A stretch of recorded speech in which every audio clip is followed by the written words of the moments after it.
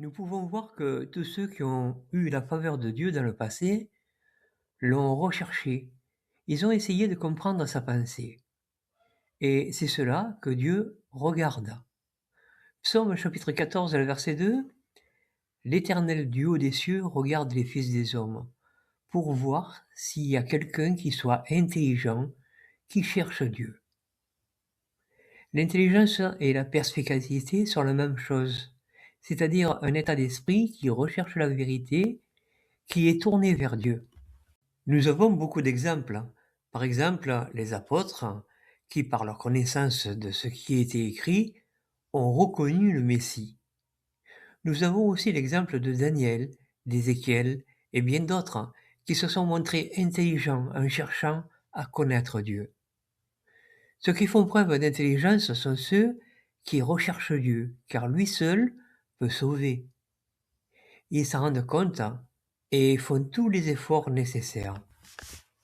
Tout cela pour montrer que la foi est une recherche constante de ce que Dieu nous dit par le moyen de la Bible.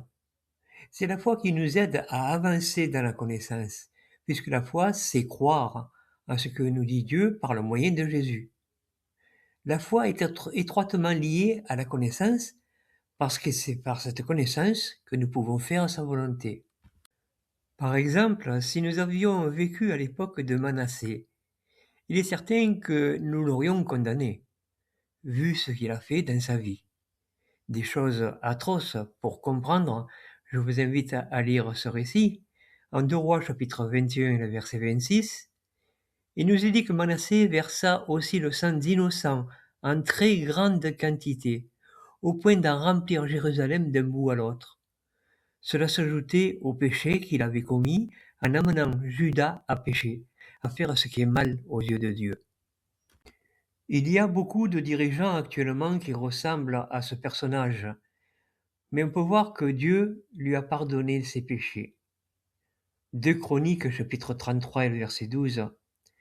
Lorsqu'il fut dans la détresse, il implora l'Éternel, son Dieu, et il s'humilia profondément devant le Dieu de ses pères. Il lui adressa ses prières, et l'Éternel, se laissant fléchir, exauça ses supplications, et le ramena à Jérusalem dans son royaume, et Manassé reconnut que l'Éternel est Dieu. Beaucoup n'acceptent pas ce récit et sa finalité, parce qu'ils ont la pensée du monde, et non pas la foi véritable, et ils font aussi un jugement avec des gens actuels qui lui ressemblent. Je pense par exemple aux 2 témoins du livre de la Révélation, chapitre 11, qui tourmentent le monde, et qui pourtant seront enlevés avec les justes. Ils tourmentent le monde veut dire qu'ils ne sont pas populaires, à cause de leurs actions qui paraissent injustes pour le monde, et pas pour Dieu, puisqu'il leur est dit de monter au ciel. Nous voyons même que Dieu les aide. Zacharie chapitre 12, le verset 2. Je vais faire de Jérusalem une coupe qui fera tituber tous les peuples voisins, et Juda sera assiégé, ainsi que Jérusalem. Ce jour-là, je ferai de Jérusalem une pierre lourde pour tous les peuples. Tous ceux qui essayeront de la soulever ne manqueront pas de se blesser gravement, et toutes les nations de la terre s'uniront contre elle. Ceux qui ne suivent pas la Bible peuvent lutter contre Dieu.